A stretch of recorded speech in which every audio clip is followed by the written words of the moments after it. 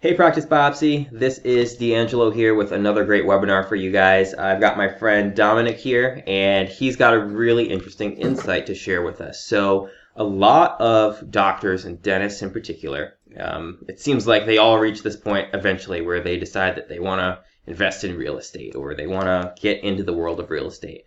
Well, Dominic here is someone who actually came from the real estate world and now he's in dental school to be a dentist. So Dominic here is a D2. However, before dental school, he was a real estate broker. And correct me if I'm wrong, sold about $15 million in total properties. Is that right? Yeah. Give or take? Mm-hmm. Cool. So I guess first off, just to as a little intro, you're a real estate broker, not a real estate agent. Can you tell the people watching Correct. what the difference between a real estate broker and a real estate agent is, just to lay that foundation? So a real estate broker is someone that goes through 5 or 6 months of classes and goes through all aspects of real estate, from acquisition, deposition, finances, loan underwriting, all that 6 months. And there's a 2-part test at the end that you have to take. And North Carolina is one of the only states, if I'm not mistaken, that requires all of their real estate salespeople or brokers to have a broker's license. Now, most of other states, you can become what is called a salesperson, which it's usually 30-day class or a month or so that you take a class, and then you take one single test at the end, and then you can get a license to where you can work under a broker's license. Okay, cool. So, like I kind of said, a lot of dentists try to get into the world of real estate, but you're someone who's in the world of real estate coming into the world of dentistry. Why is that? Because when I hear you sold 15 million, that sounds like, hey, this is a job, a career that's going pretty good. So why leave that to go into dentistry? Especially with, student debt and all the stuff that young dentists deal with these days. Well, I'll be lying to say that in real estate, it's really the longer you work, the longer you're available for those odd hours, the better you're going to succeed in the business. Because in my line of work prior, I was mostly dealing with investments, so commercial real estate investments, to where, someone was doing $100 million 1031 exchange in China or Miami, and they're, running a multi-million-dollar company, and they call you at 1 a.m. and they have you've questions. Got to pick up. Yeah, and you got to pick up. So I got out of that relatively when I realized that was the case. And, for some people it works. So limited flexibility with your time. Correct. Limited flexibility. Not really a lot of autonomy, if you believe it, because you have your clientele or your bosses, and they can call you whenever and demand your time whenever. Did you have agents that were working under you at the time, or no? Because in your state you have to have Did you have salespeople that were working under you as a broker? No, so I was working on a team with about 3 other real estate brokers. Okay, cool. Mm-hmm. So how did you first get interested in real estate to become a broker? Mm-hmm. And then what made you say, you know what, dentist? Mm-hmm. Okay. Well, I became interested in real estate because I ultimately thought to myself, okay, real estate is a cool asset to have versus stocks. Everyone talks about the stock market and how you can put money in it, let it sit, and it'll grow. But real estate is something cool that not a lot of people know about, and it's a tangible asset that you can have. So, if something happens in China, your property down the road isn't going to go down in value versus, if you have some holdings, for some odd reason, they'll connect to that thing in China and it'll go down. So it was something cool where, you can have it, you can own it, you can touch it. And, it was something that could get you closer to retirement. And I was like, okay, I want to know more about that. Yeah. Plus, so far, so good. So far, so good. Yeah. Plus I moved a lot when I was younger, and, I lived in about 4 different places in the span of 10 years, and parents bought and sold houses, and they would always talk about certain real estate stuff that I didn't really understand. So I figured, why not? It would help me down the road if I ever want to buy a house too. So it was kind of a mesh of everything. So where does dentistry play into this? Okay, yeah. So I got interested in dentistry because I wanted more free time, but I also wanted to play a more intimate role in people's lives. And I was a student athlete in college, and I felt like I didn't really max myself out classes wise, and I really wanted to do something that you could play an intimate role in someone's life where you could make them healthier, make them feel good about themselves.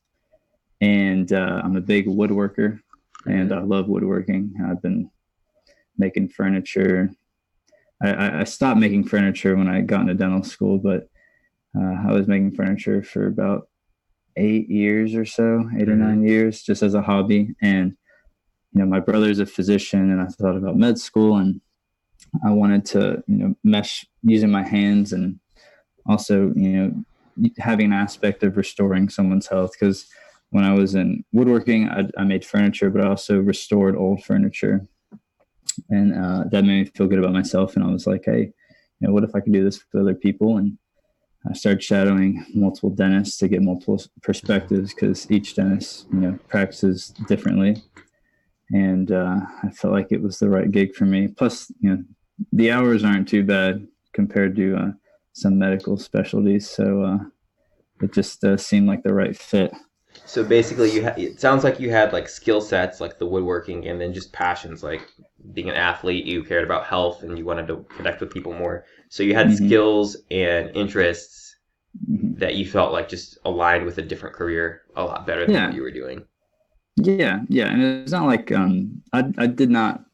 liked real estate, and I liked the more you do it, the more you learn more about it. You're a forever learner in any field, and it was just time commitment, and I just wanted a little more in life and So a career. I think that's a point worth talking about a little bit more, because a lot of dentists talk about like doing real estate on the side. And to me, when I'm hearing from you, it's like, no way, it takes so much time. So what is your perspective on dentists who kind of want to get into real estate on the side and dabble with it on the side while being a dentist?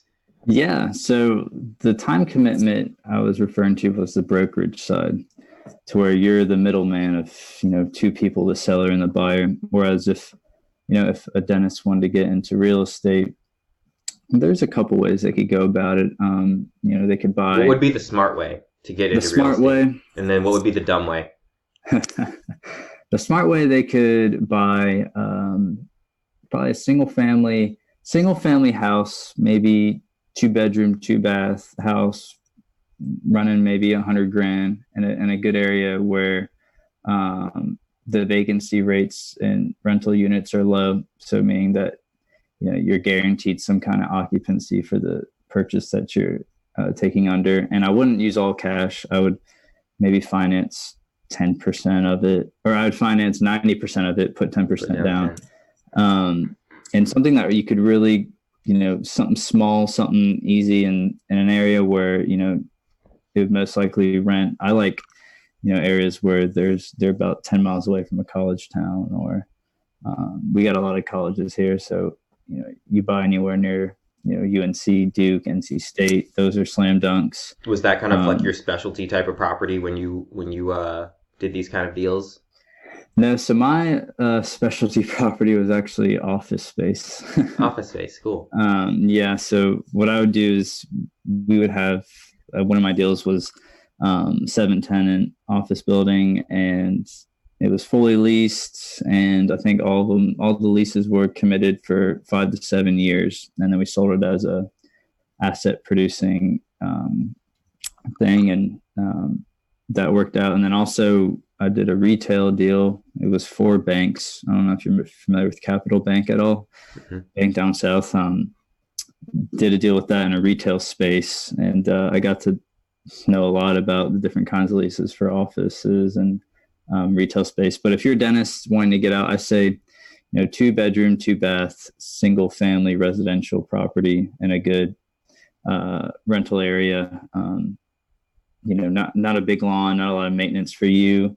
It's probably definitely a project that a single person can handle with not a lot of, crazy after hours. Mm-hmm.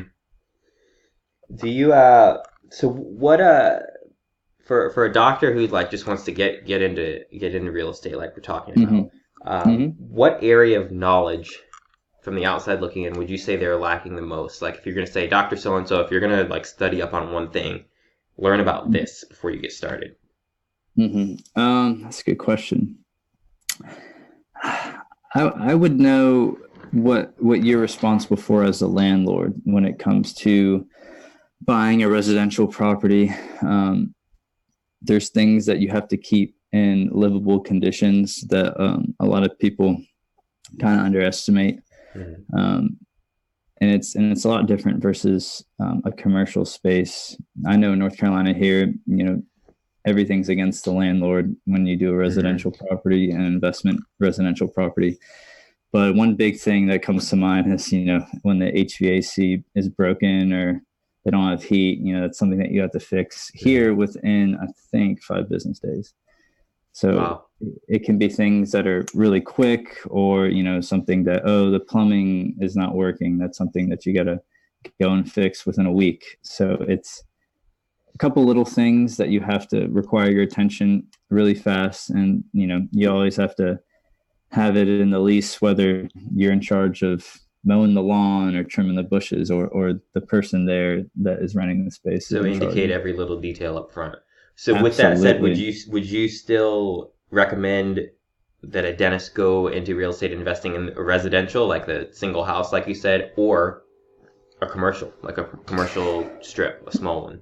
Yeah. So if it's just a single dentist, I highly recommend commercial, residential, $100,000 sweet spot house. Mm-hmm. But if you get a couple guys together, and you can get a solid capital for funding of a commercial space, I'm all for that. I really like triple net. It's a kind of these triple Mm-hmm. net leases in retail space, meaning that, um, have you ever seen a Walgreens? Yeah. So Walgreens are in a triple net lease always, to where they take care of the property insurances, anything that is wrong with the property, the physical state of it. The tenant, Walgreens, takes care of Is it. responsible for. They're responsible for everything. The landlord is responsible for cashing in the checks, and that's all their responsibility. And so usually those spaces, though, have anywhere from a 7 to 20 year lease guarantee on it. So in layman's terms, you're guaranteed cash flow for 7 to 20 years on those spaces.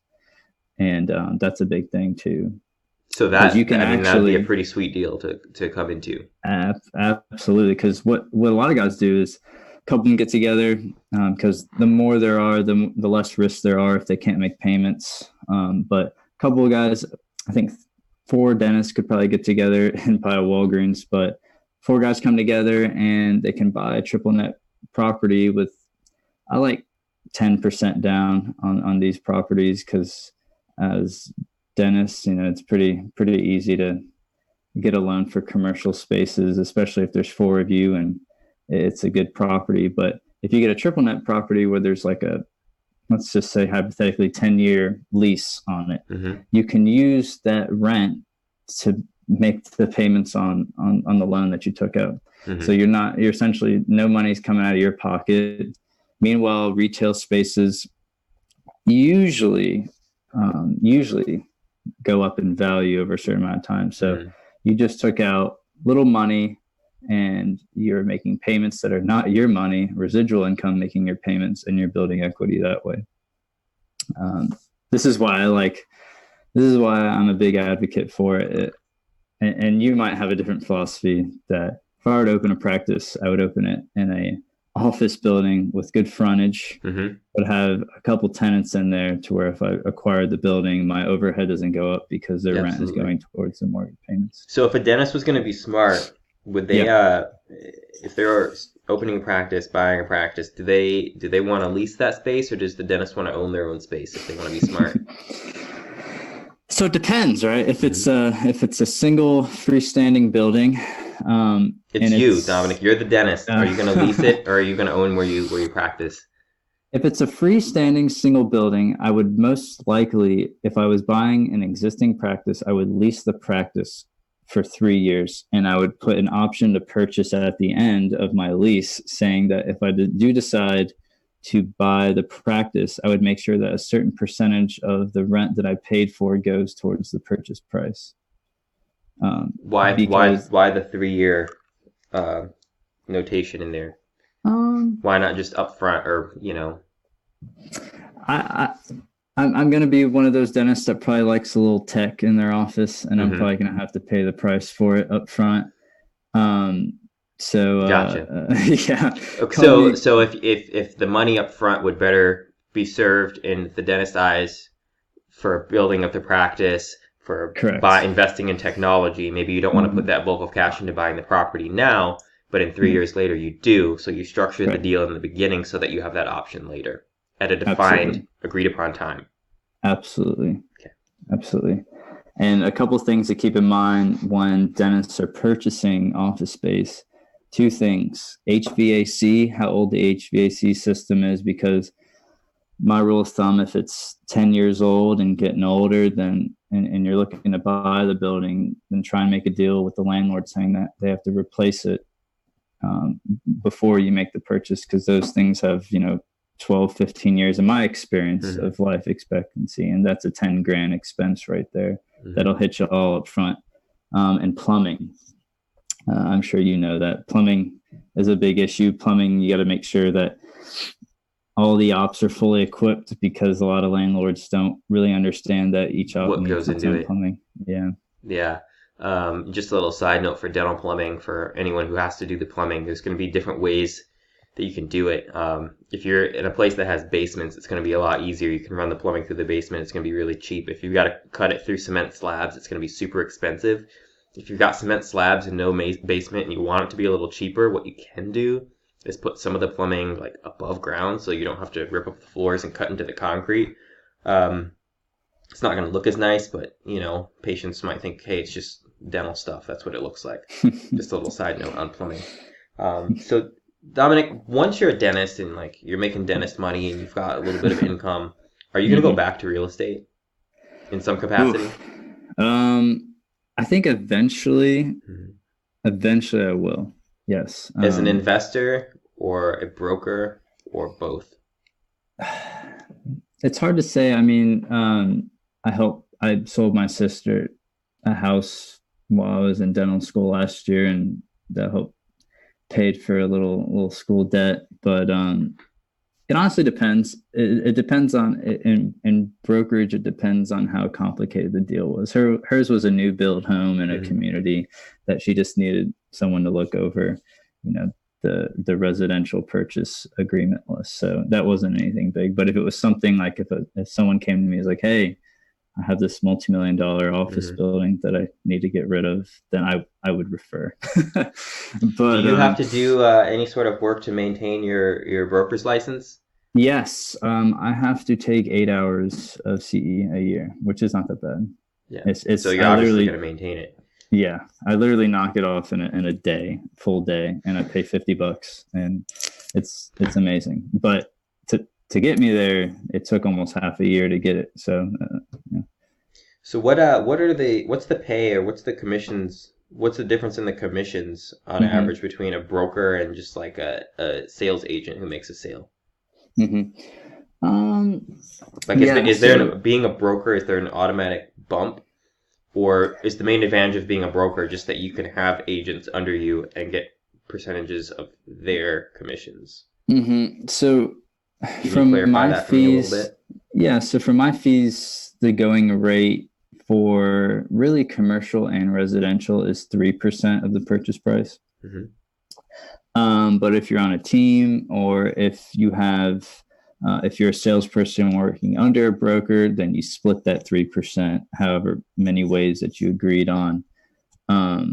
So the going rate is usually 3%. But if, I had a friend of mine that sold, what did he sell? He sold a $22 million office building in Florida last year, and he took 2.5% of that.